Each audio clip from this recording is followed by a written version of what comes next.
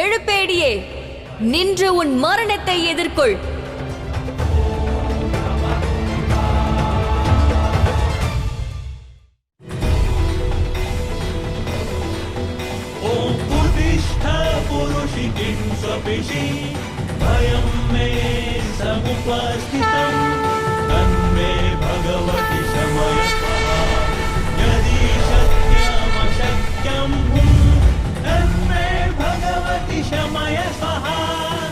மகாதேவா, கன்னியாகுமரி எரிந்த வில்வ இலைகளும் மணலும் அதீத சக்திசாலியான ஜிம்ராசுரனை பலவீனமாக்கிக் கொண்டிருக்கிறது.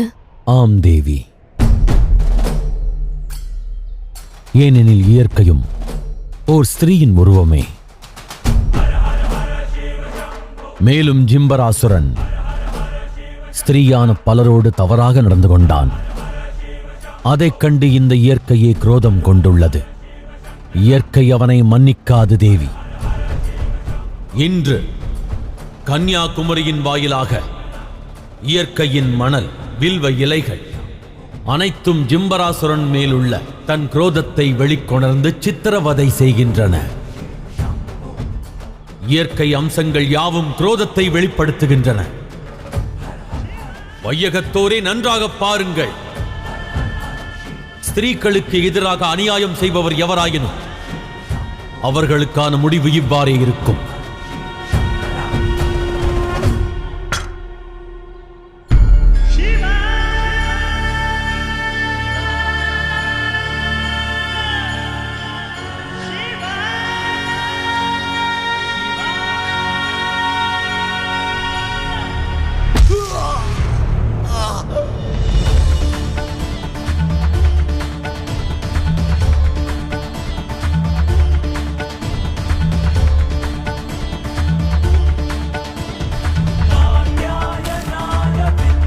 நீ பெண் இனத்திற்கு மட்டுமல்ல, பெண் வடிவ இயற்கைக்கும் குற்றவாளியாவாய். நீ செய்த பாவங்களுக்கு இயற்கையும் உன்னை தண்டிக்கப் போகிறது.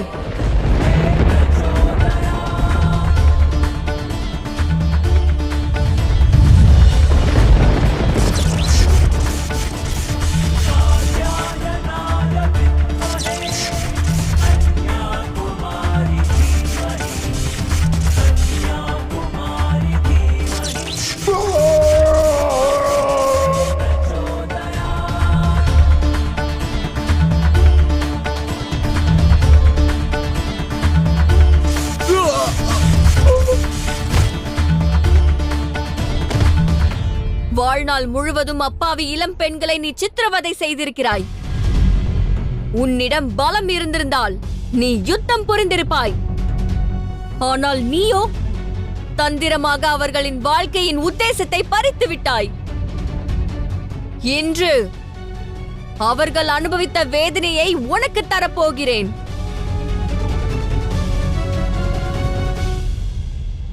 ஹர ஹர மகாதேவ்.